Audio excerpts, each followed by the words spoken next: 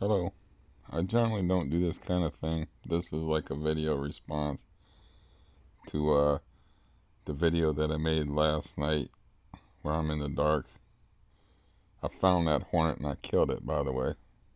And they do not chase light, but I got it hot enough in here that it was buzzing around, and I found it and I killed it, and I haven't seen any since. But anyways, this guy this morning, that's the first thing I did was I read this guy said, "Where is your anger?" And then he suggested that I could channel my anger into things like punching a bag or working out at a gym, or it's like maybe he's a new guy to my story. I don't know, but I have CRPS, which getting angry is not very good for me. As far as having a temper and expressing anger, I don't really have a problem with that. Okay. I don't do it on here because I don't really see the point. You guys didn't do nothing to me. Why should I be angry at you? Um, but like I said, with the war vet guy, I about ripped his arm off and actually hurt his arm and twisted his arm in such a way, and it ran through my mind because I know how to twist someone's arm sideways and drop an elbow right here and dislocate or break their arm. And it actually crossed my mind to do that when I was driving home with this driver named Steven from Scenic View Transportation. It crossed my mind to turn the steering wheel just a little bit in traffic just to see what would happen, just because, this guy was being Mr. Positivity about my life when he knows nothing about my life. Um, let's see, I threw my father, who had killed people, out of my house and confronted him when I was younger, before I got a spinal tumor when I was 16. I'd fight all the time. And like I picked the guy up and threw him over a car to where his back hit the emblem on a car. And let's see, I chased my landlord out of his own property, telling him to get the fuck out of here. I deliberately threatened um, the exterminator that sprayed me with the poison with a civil suit, tore up $100 bill, and sent it to him just to terrorize him mentally, because I knew that I'm not healthy enough to drag him into civil court, because, I have a heart condition. Another reason why anger, not the best idea for me. Going to a gym and punching things, my cardiologist would shit himself. Um, Lifting weights, now that's a good idea, okay, because you can work your way into that. But that's high impact shit if you're like punching a punching bag. Going to the gym would be a problem because I have a Baker's cyst and a bad knee. And I usually save whatever my knee for, like, pick what little housework I can do around the house, since I don't have any help doing that. So, this guy made some valid points, like you can channel your anger into positive behavior. Like you can, like, God damn it, and then throw that anger into like housework, working out, you know, positive things. But in my situation, because of my health problems, I have to be very careful. Um, I just got my heart shocked on the 12th, for instance. I mean, getting angry and upset. They pissed me off in the hospital when I had a pulse rate of 220. I didn't really have a problem expressing my anger to the nurses, but these are stories I've told, so I'm thinking either this guy just tuned into this video, or he's not, a regular follower of mine. And yeah, that was a depressing video, but I also have to be honest with you people, and, what's the point of me being on here if I'm, you know, being Mr. Sunshine when things are falling around me, you know? I mean, what's the point of that? I look at myself as one of the most positive human beings on the planet, considering the stuff that I have to deal with. I mean, I fought 6 months to get something done with a Baker cyst knee, got turned down by 2 orthopedic surgeons. And um, that's one of the most painful things you can have is like a Baker cyst in your knee. It restricts range of motion. It makes every step painful. I mean, the guy's probably never seen the video of me walking. How much pain that actually causes me. Um, I don't know if it'll probably stop the video, so I can't go back. And he wrote a couple of posts.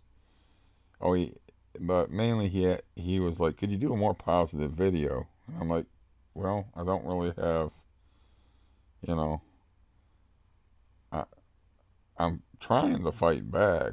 I mean, but like today I was thinking about it, and I was like, I just got off the phone, and I was supposed to go to the eye doctor today, and I'm like, well, I got to save up money to move out of here. Okay, that's a positive thing. Would be moving out of a place infested with bed bugs, roaches, and apparently hornets, and having a landlord that's a sociopath and living in a building with a war vet with PTSD and people that use crack above me. So that would be a positive thing moving out of here. And it doesn't make any sense for me to even $65 to plunk down $65 out of my own pocket for an eye exam. And it doesn't make any sense. I don't feel particularly well today, anyways.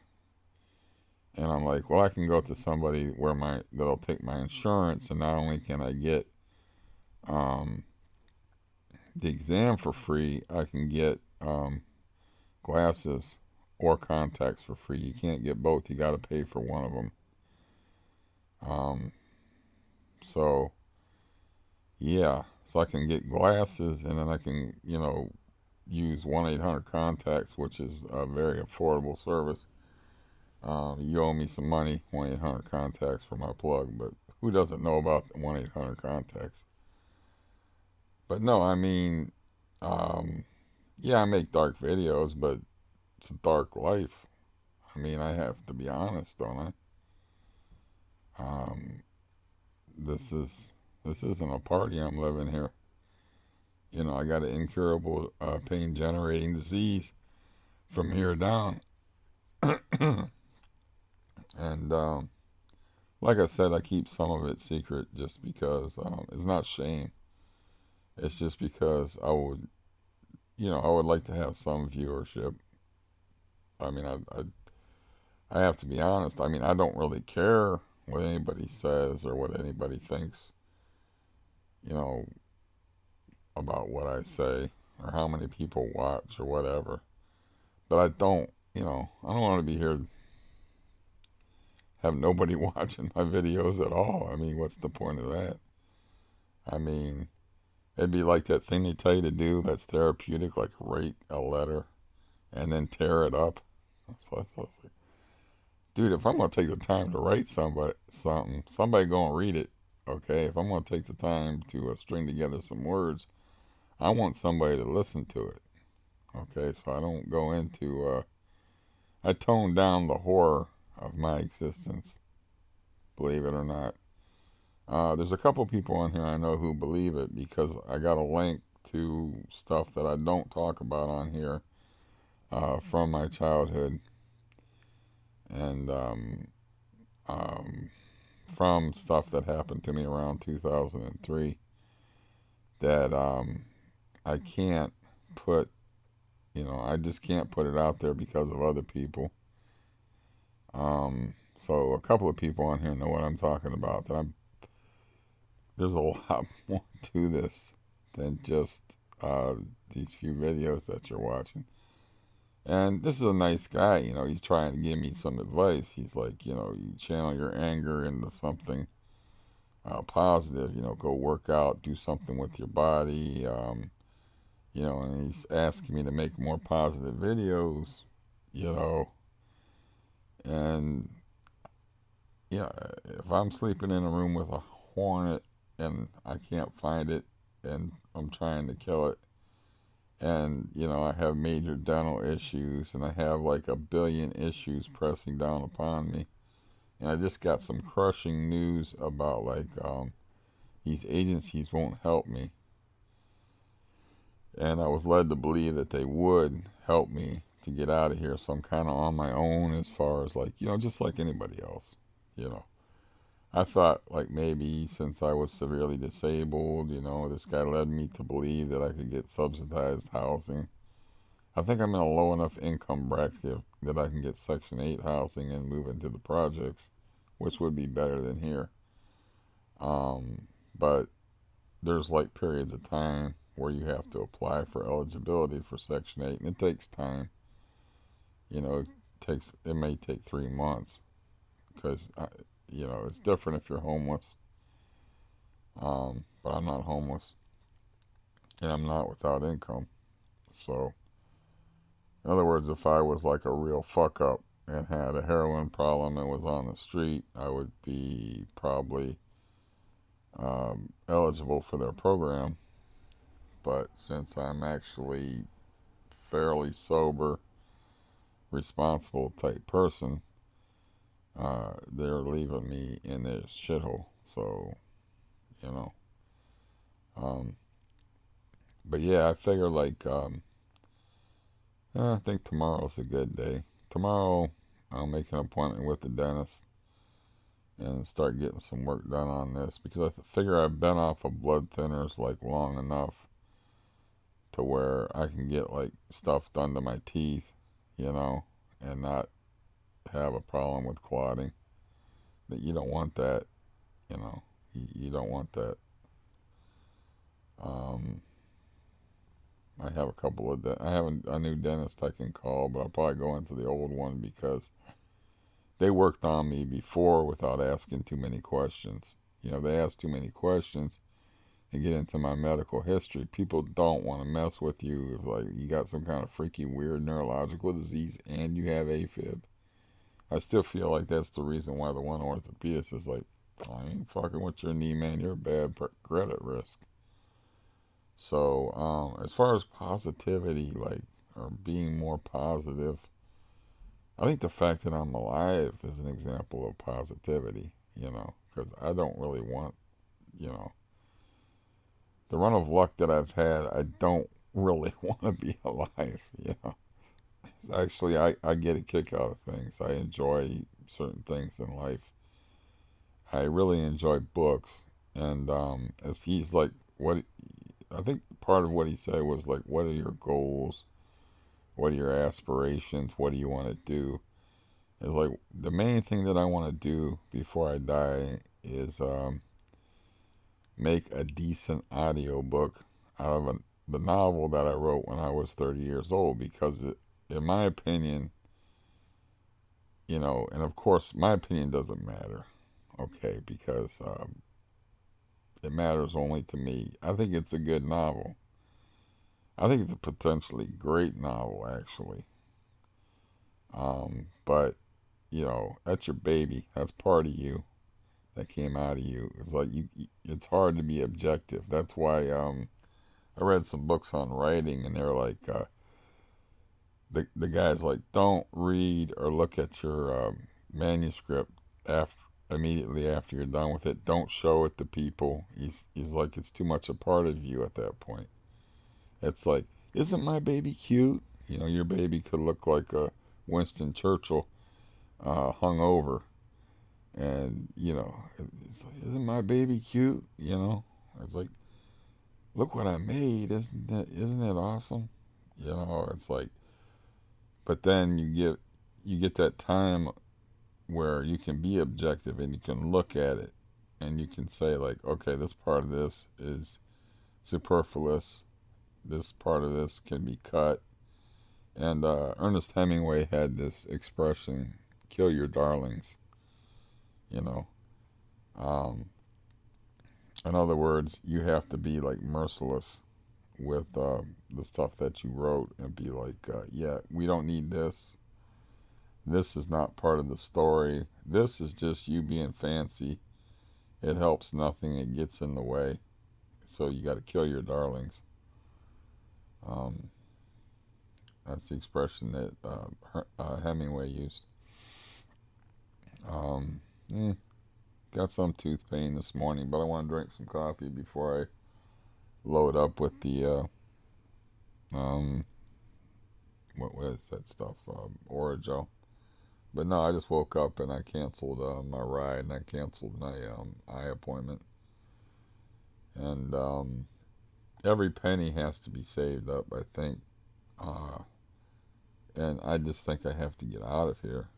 You know, I don't see that happening before Christmas. So I think I'm gonna have to spend like 2 more months rent here.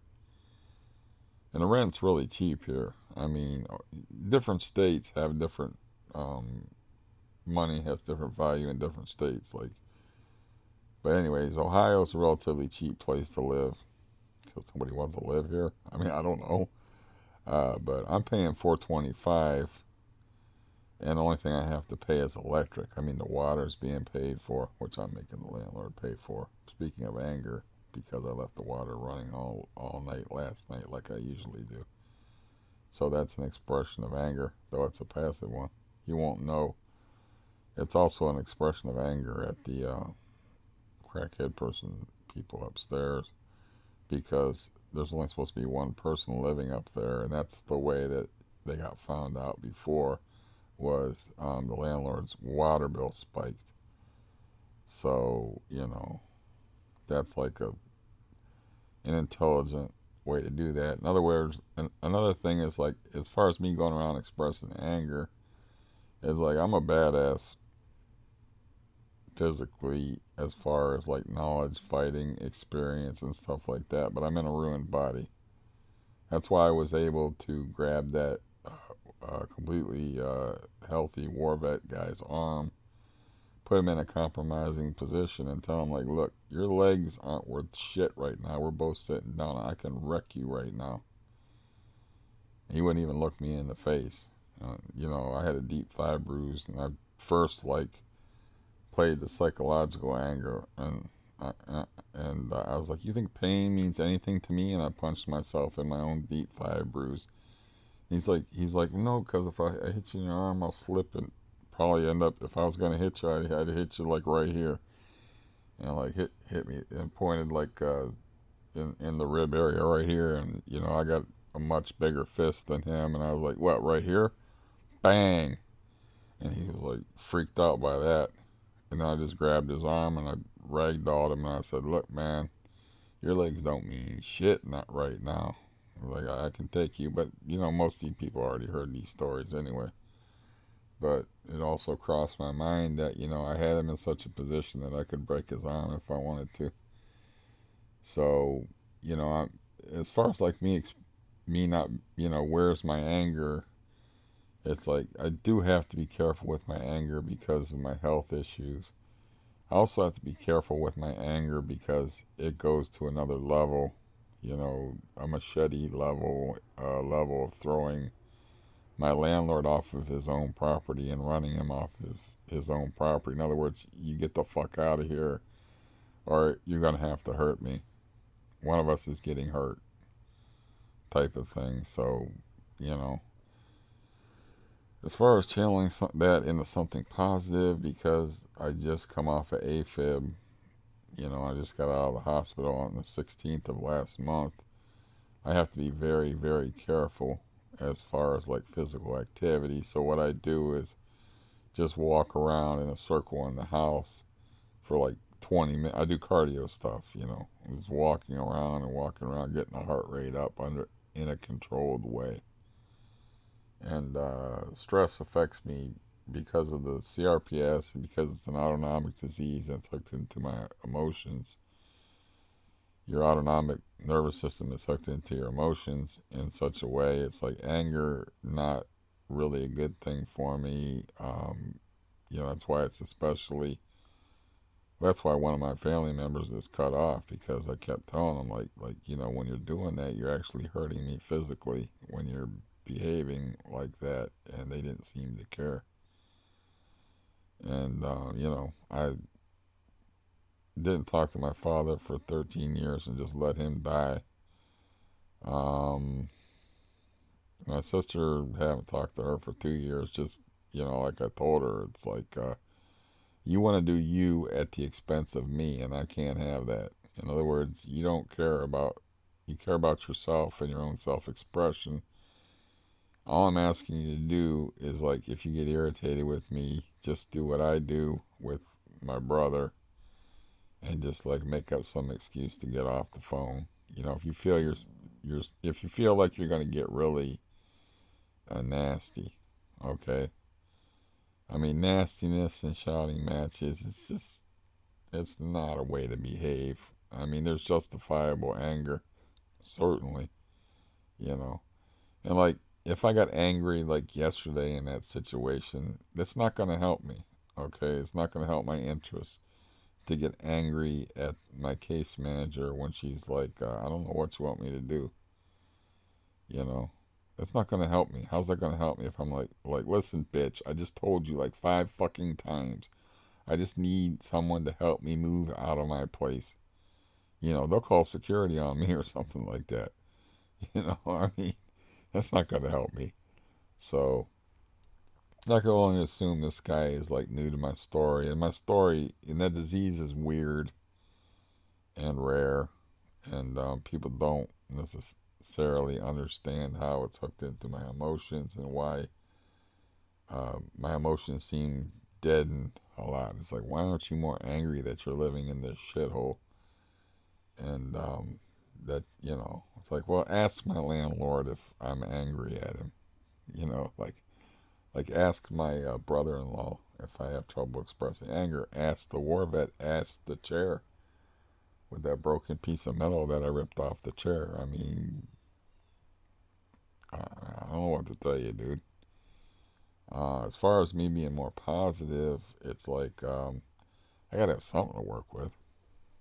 That's like asking me to have a better haircut. I gotta have something to work with. You know, I yeah, that I mean, those are grim videos, but I mean, I'm not gonna sit there and pretend and lie. And I mean, I'm in a dire situation. I'm in such a situation that I have AFib and I have to take blood thinners. But I actually quit taking the blood thinners, putting me more at risk of strokes and possible death if I go back into AFib in order to get something done with some really bad teeth that have been causing me pain. So I think for me to be positive or to make a positive video would be phony. But as far as like my goals of like what I would like to do, that's what I would like to do, is live somewhere in peace, away from junkies and damaged people, and actually move out of this whole city is what I wanted to do. And like, I'm not very good at audiobooks, but to make an audiobook out of my 3-part novel, because I think it's really good. And yeah, that would be my goal. As far as like this the suicidal stuff, it's like if you're suffering every day, and if you look up CRPS, it's the highest rated chronic pain disease by the medical community. So, I mean, if you're on fire, basically it feels like you're on fire. You're on, like I used to call it invisible Apaches roasting you, because they used to torture people with fire.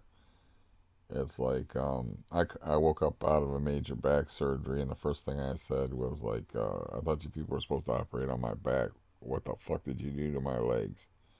So in other words, like, they cut a rib out of me and put a metal rod in my back, and put me in halo traction and put screws in my head. And when I wake up out of the second surgery from all that, I'm worried about my legs. That's CRPS. That's how bad of pain we're talking about. So I feel like I am a fountain of positivity. But I have moods. Of course, I have moods, and I wasn't in a good mood last night. And I actually have a positive opinion of myself. I actually think I'm a funny guy. You know, I mean, that's not for me to judge. Again, like with my novel being, I think I can safely say it's a good novel, but I think it's a potentially great novel actually. Um, but with me reading it, it's just going to be a good novel because I'm not an actor. I can't do voices. I mean, as far as like the work involved in getting it published, I mean, I don't I got my energy has to be put toward survival. It has to be put toward getting my teeth taken care of, trying to keep my heart in rhythm, trying not to die, trying not to have a stroke, and I mean, the idea of punching a bag or expressing my anger that way, I mean, I could punch the door for you. I mean, I don't. I'd have to wrap up my hand and protect my hand because I'm fairly powerful, and I do not want to break my hand because I am not an idiot. I mean, I can't have any aid workers in my house because I don't have a bed bug certificate, and so yeah, you kind of need two hands to like I had a brother who had a shotgun blow up on him, and he got left some snow or something or dirt in the barrel, and it just like it just like blew up in his hand, and it fucked up his hand, and like he had to have help like putting on buttoning his shirt. You need two hands, so I have to wrap up my hand and be very careful about not breaking it because I hit that hard, and you don't even have to hit hard, you just have to hit wrong. But I do know how to throw a punch, and I do know how to land squarely on these two knuckles, even though I have protruding knuckles. I mean, if you want me to express my anger that way, I mean, I can express my anger that way. But as far as like expressing my anger to like these uh, interpersonally to these doctors and case managers and psychiatric people, and that's counterproductive. I mean, that's not going to help. I'm a fairly frightening human being when I'm angry. Um, yeah, it's not going to help my situation. Um, there was something else in there that he mentioned. Oh, like he said, like I don't know what psychotropic drugs that are taking you, that you're taking, that are like, he's inferring that I'm like deadening my emotions. It's like all I'm taking right now is about 30 to 40 milligrams of Valium a day. Because it seems like that my heart seems to be stabilized, and I don't want to change that up. And blood pressure pill, which also keeps blood pressure pill keeps your heart rate down. Because that's the main thing, is taking care of my heart, and that's about it. That's pretty much all I'm taking. I'm not on Thorazine or lithium or any of the heavy hitters. Um, that's a fairly light dose. It's not like a real light dose like I want it to be of volume, but I'm in a pretty bad situation here. What with making videos in the dark because there's hornets. Actually having like within 4 days having a hornet land on your chest when you're laying in bed. Once when you're asleep, and the other time when I was awake. You know, it's like yeah, that's not cheery. So I have to be honest. I mean, I can't like manufacture positivity. If I'm not feeling positive, I mean, I can't do it. I mean, this is just because I woke up and I saw this guy's response and I'm answering his questions. And I'd rather do it this way, than write in the mornings. I don't like to write in the mornings. Um, I had a rough night last night. It took me a while to find that hornet and kill it, and then I had a little bit of trouble falling asleep. And yeah, I did take 20 milligrams of Valium to go to sleep and a blood pressure pill. And I had to wake up and cancel my ride and my eye appointment, because it doesn't really make any sense if I can get stuff for free and I need money to move out of here. Um, as far as what I can sell to raise money to move out of here, I don't know. Um, you know. But anyways, like I said, I can only be honest, and if I'm in that kind of a mood, I'm in that kind of a mood. If you're like, this is gonna be depressing, you just click it off. Cool. You know.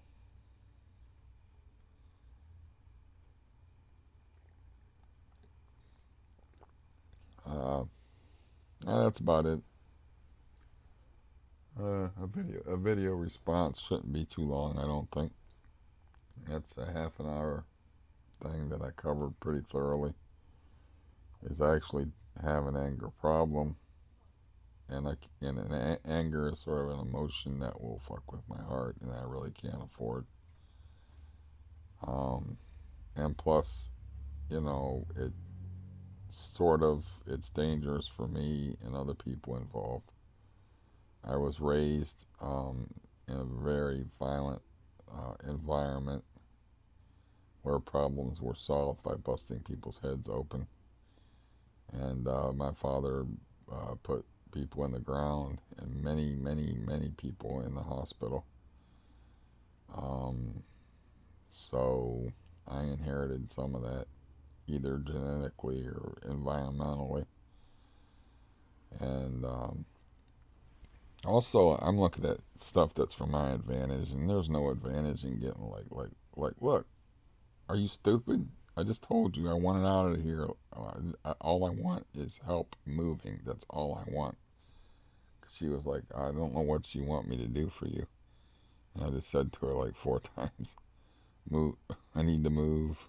I you know my and I even went so far as to describe uh, like that guy endangering his child that lives here, that to demonstrate how far out of his mind he is, and that this is an unsafe environment.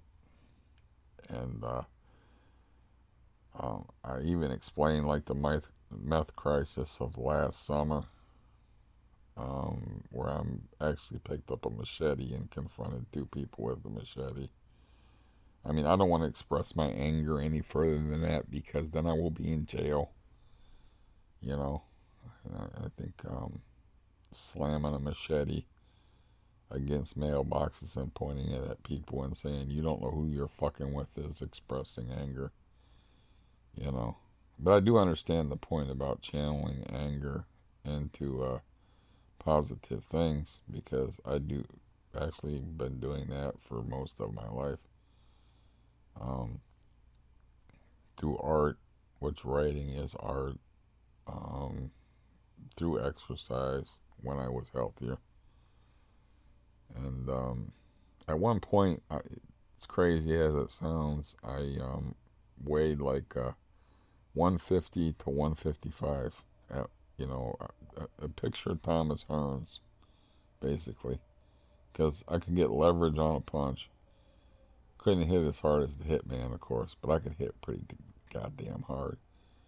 And I could work out with 48-pound dumbbells, which is right under, they might have been 100 pounds with the bar, but if you got a 150-pound to 155-pound guy lifting 2/3 of his weight, and I'm not talking about like for a couple of reps, I'm talking about a full workout. I'm talking curls, tricep extensions, military presses, deadlifts. I'm talking about like for an hour. That I could never get over 50. I always wanted to get over 50, but 48 was as high as I could get, So I know about that stuff. Like, um, as far as like being angry in general, it's like, who am I going to be angry at? Okay. Am I going to be angry at an impersonal universe that am I going to be angry at bad luck? You know, I believe in God, but I don't believe that God has any personal dislike or like for me. So that's why I don't pray. So I'm not going to be angry at God, you know. I mean, God is just an entity to me that He's seen this cycle repeated eternally and infinitely in both directions. And I'm just one of an literally countless number of souls that are attached to Him, that are moving through Him and come from Him and go back to Him. So, you know, who who should I be angry at? I mean, the people that I'm angry at, I actually expressed my anger. The people I have a reason to be angry at, I actually expressed my anger to them. But as far as like being angry over my situation in general, it's like that's sort of irrational to me. And I have to be careful anyway because of my heart, you know, um, anger not being a good emotion because of my heart and my CRPS. So I have to take that as far as a health consideration. And I mean, who should I be angry at? Should I be angry at um, nature for the way they design teeth to rot? Should I be angry at entropy? You know, like the natural tendencies of things to fall apart, including human bodies. Should I be angry at an impersonal universe? Who sh- where should I direct my anger over my unfortunate situation? Um, should I direct it at my parents for not taking better care of me when they did the best they could? And they both came from screwed up backgrounds, and they've been dead now for going on 6 years. Um, and they both came from horrible backgrounds. And should I be angry at them for having children? What good is that? They're dead. They're gone. And I didn't talk to my father for 13 years. I think that's a pretty strong expression of anger. I threw him out of my house. And one time I stopped in a car and I'm like, I don't live with you anymore, so I don't have to put up with your shit, and just walked out of the car, which caused me to walk about 4 or 5 miles carrying things that I had bought at a store. Uh, pretty good shape back then. So, I can just assume that this guy hasn't watched or is not all that familiar with me. And I can understand that because I'm an odd ball guy in an odd situation. And I do make a lot of videos because I don't have any friends except for one guy. And on here I can be honest, you know, because it doesn't really matter to me um, what people think of me. That's why I have to tell the truth if I'm like in like a suicidal frame of mind, or occasionally I have a good day and I'm cheerful. I think I can be funny. I actually think I'm a positive person. I don't think most people could survive 33 years with CRPS from here down without committing suicide. I don't think it would, and I have tragedy upon tragedy on top of that. You know, even is even mentioning the tragedies in my life, like, is that like making a negative video, or is that being honest? I mean, you decide. I was going to mention some things, but I'm like, maybe that'll be considered a negative video if I'm telling the truth about my life. You know, I don't know. Um, it's an interesting question, though. And it is actually a good point. Like, you can channel anger into positivity. Like, I'll show you, and I'll show you, landlord, you ain't gonna beat me. Or I'll show you, body, I'll keep working and get back in the physical condition, which I've done that so many times in my life. I've learned to walk twice. Um, I've had to relearn to walk. Actually, three times if you count, like when I was a baby. But yeah, like, I had a spinal tumor when I was 16, and I had to learn how to walk again with a walker. And then I had spinal reconstruction when I was 18, and I had to learn how to walk all over again.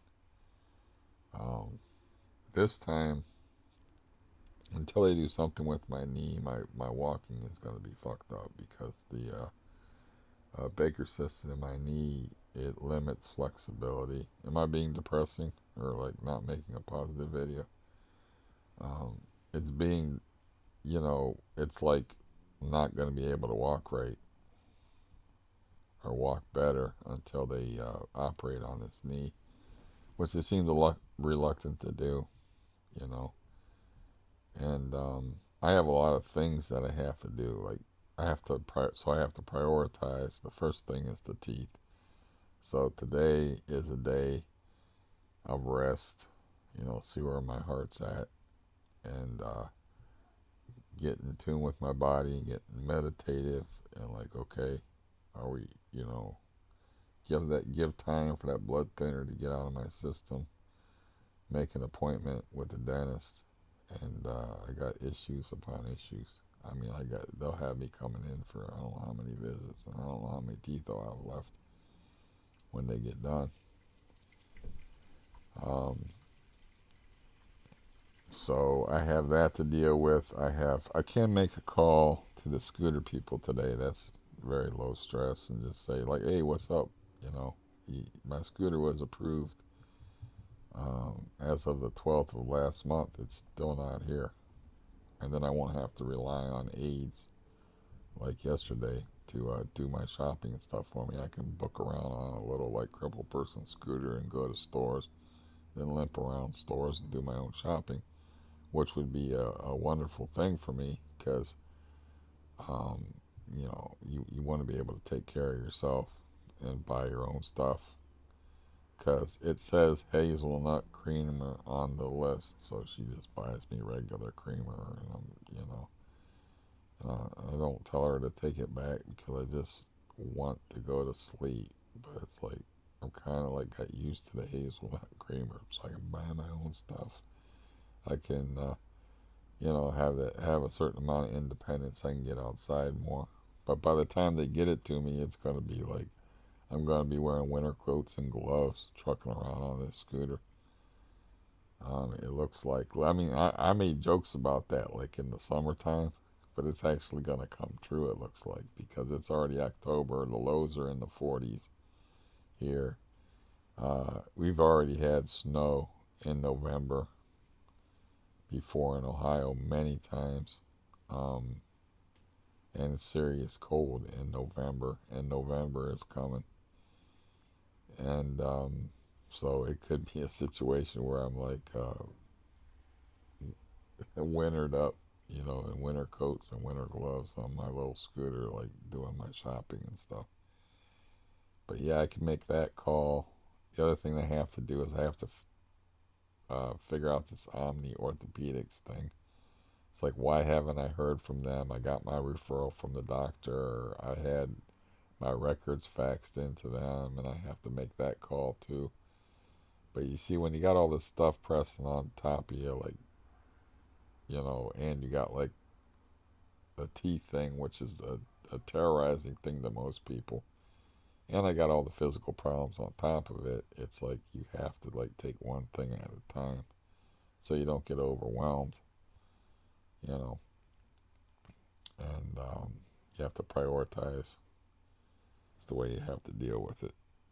And but yeah, I can do that now. Today is what is it, 11:50? I can wait till after lunch, and they got a full belly. And called my person at the scooter company and be like, "Hey, what's up? This is Stephen Burton. Want to know, like, will I ever get my scooter, like, ever? Because it's been approved for about a month now, and I've heard nothing from. I got one call on the 18th saying that your scooter has been approved. We will call you when it's ready and when we can send a technician out to your house to assemble it." And now I've heard nothing from them after that. So people are always free with the advice, like, you know, you need to get on these people. It's like, I've made so many calls to the doctor, I've made so many calls. They just kind of assume, like, I'm not doing my due diligence, you know. It's, you know, some people be like, I'd be on the phone every day, aggravating the hell out of myself, you know, butting my head up against that wall. It's like, okay, do you have a heart condition? Do you have CRPS? Is it necessary for you to keep on an even keel in order to stay alive and not put yourself at risk or to not make yourself sick? Either because CRPS, you can actually get sick, you know, from, especially if your relatives or your loved ones fuck with you, it will make you sicker than hell for, you know, the bad emotions involved. And getting aggravated on the phone will get my heart kicking, and I need to get my heart kicking in a controlled way. Like, you know, here's my 20-minute workout of getting my heart rate up. Okay, did 20 minutes today, and the heart seems pretty good. And lay down and get it back. And I had anxiety yesterday because I was checking my pulse, and it's like, that's a little high for laying in bed. It's over 80. It's like, that's a little higher for laying in bed. So I had some anxiety yesterday. Um, but anyways, yeah, I understand where the dude's coming from. You know, I can understand that. I don't have no anger at him either. I was just like,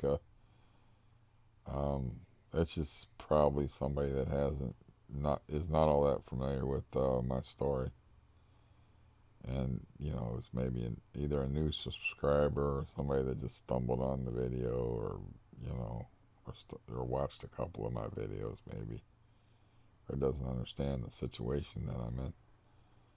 And frankly, I wouldn't blame anybody for not understanding it, because the medical people don't understand complex regional pain syndrome, and they don't understand like how your autonomic nervous system is hooked into your emotions, because they haven't lived with it for 33 years. That's why I say that I consider myself a positive person to have the highest, like I said, the highest rated chronic pain disease according to the medical community, and to live with it for 33 years, and to have all the bad things happen to me on top of it, and then have all those family difficulties on top of it, and I'm still here talking to you. Now, I can't always manufacture a smile, and that's not a pretty sight anyway, with my teeth being the way it is. Or I can't always manufacture a joke, because I don't like being a phony, and I'm not on here to be a phony. Um, so I can't always, you know, I have a couple videos on here where I think, you know, the one with the pentagram, by the way, I think I'm actually pretty funny in the video, but I actually looked on the door and it's still there, but it's much smaller than, it's like this big. But there is a pentagram still on my door, where I cut myself and smeared it with blood as a joke when I moved in here. And I didn't make it clear in the other video that the evil landlord, Gerald, did not own the building at that time. The building was actually being managed by a place called, I think, A1 Realty or something like that, that had offices in Uniontown. But somebody inherited this property and they put it for this guy. This guy was like a manager that lived in Uniontown, which is like a good ways away from here. So, you know, um, then at one point, like a lawyer came down here and he was snooping around. I'm sure I told this story before, but I'm like, I was the only one living here, and I'm hearing doors being opened and stuff, and I'm like, who the fuck's here? And I saw the guy when he walked in. I'm like, who is this, and what the fuck is this guy doing? So I hid behind my door, and you know, okay, I'm not telling the story right. Somebody had an eviction notice on their door, and they sent a lawyer in there to check to see if it was empty or there was actually people in the building. And he knocked on the door and then opened the door up. But then he's like, I got this whole roll of keys. I wonder who else is living here. So he just like opens my door and I hide behind it and I just pop out and I'm like, what the fuck do you want? In like full rage, faux rage mode. He's like, fuck. I mean, I scared the fuck out of that dude. He goes, oh, I'm sorry. It's like I was sent here to check out, certain apartments. I just got the wrong apartment number. And I didn't say it, but I was thinking to myself, it's like, yeah, there's 4 apartments in this place. I don't think that's what this was about. I think this was about you snooping, because I mean, it says 1, it says 2, it says 3, it says 4. He was probably I think he was sent to check out to see if this person actually, this one apartment was occupied, which was apartment 3. And I'm on the first floor right beside 3, and he was like, just start opening doors, He's got the key ring. And yeah, I remember that.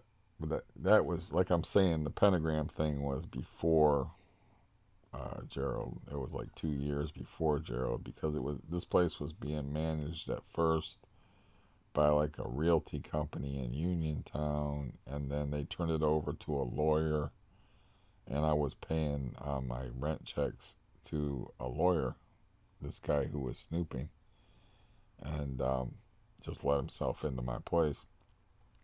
And then the person that inherited the property, they lived in South Carolina, and so they just wanted to make a quick buck, off of their inheritance, and they just didn't even advertise the auction. They just like had an immediate auction of the place. So this gotta be 400. It's gotta be almost 5,000 square feet. I mean, it's sectioned up into 4 apartments. It's a gigantic house, and it sold for between $30,000 and $31,000. I don't remember the exact price, but I was at the auction. Of course, I was the only one living here, and the auctioneer knocked on my door and he's like, do you mind if anybody wants to come in and look at your place? Would that be okay? I'm like, I guess. And so many people wanted to see the whole building that were prospective buyers that I just opened up my door and left it open, and then like people would walk through my whole place looking at it. And that is the first time I laid eyes on Gerald Miller, i.e. the incubus, i.e. slumlord, i.e. piece of shit that I threw out of the building, and that I'm going to have to pay more rent to live here in November. That's the first time that I saw him. He ended up winning the auction. and buying the building. And at first I thought I hit the jackpot. I'm like, because he was like a conscientious about fixing things, you know. But after I got to know him, it's like, well, suddenly he stopped and fixing things, you know. And then, like he said, well, his wife was sick with a liver disease, and she's been sick for a while. And I was fairly friendly with the dude, and then I would cut him some slack over that. And then, um, yeah, I started, you know, then I had like, he started like letting anybody live here at first. You know, the tenants weren't bad. You know, it's almost like he gave up and he's like, I'll just make this another one of my slum properties. It's a pretty nice neighborhood. I mean, and he just, at first he tried and then he just kind of like gave up because we had good tenants in here at first. I remember the Sean guy was cool. Um, the big gay dude, which I can't remember his name of, he was an excellent tenant. Even Karen wasn't that bad. Um, the first tenant, um, I've never really been too fond of the dude in the wheelchair, but he's had a really fucked up life, and I can understand where he's coming from. He's not a nice guy, kind of self-centered. But he moved in fairly early, and then had two somehow hit the jackpot and had two gorgeous women move in upstairs, and they were good tenants, but he was by that time a shitty landlord, and he would not let them um, use the hose on the side of the house to wash their cars, and you know they didn't like it here. And I just sort of keep to myself and wasn't overly friendly and just kind of like, you know. And I'm like, well, maybe that's the wrong approach. You know, maybe I should like be. It seems like good fences good make good neighbors in an apartment situation. So you know, of course I wanted. You know, I actually went out on the porch and helped those women when they were cleaning the windows, and accidentally splashed Windex in my eyes while I was doing it. Which I don't know if I've ever told that story before, but they were out there in shorts and stuff, and I came out and I wanted to talk to them and just be around them because they were gorgeous women. And the Windex that I had, the screw wasn't, the top of it wasn't screwed down, and I dropped it and it hit the ground and the top of it flipped off. And luckily I had glasses on, but it had ammonia D in it, so I ammoniaed my eyes. It went up and got in my eyes, and I had to run in the house, and I got sick from it.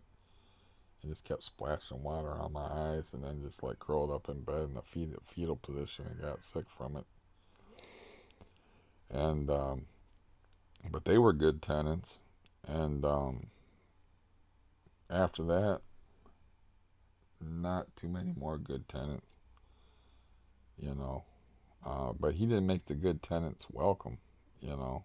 And that seemed like after a certain point, it's like he didn't care who rented here.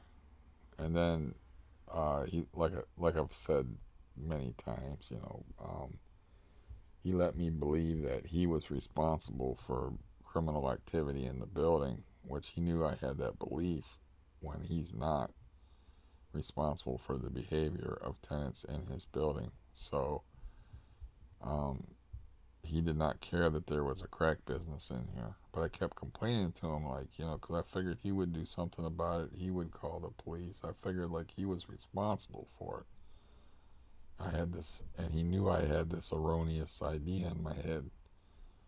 But, so I didn't figure out who he was until the meth crisis of last year when I was trying to quit Xanax, which I don't take Xanax anymore.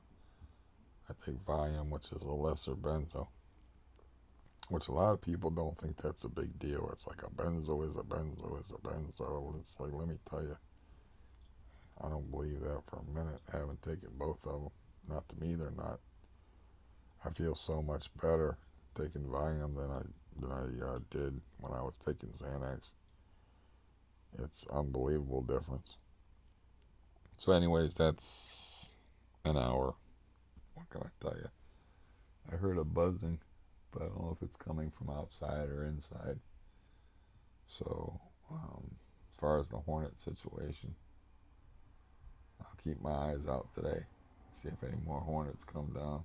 There might be a nest in the ceiling, and maybe call my buddy up, depending upon how I feel and how my day goes.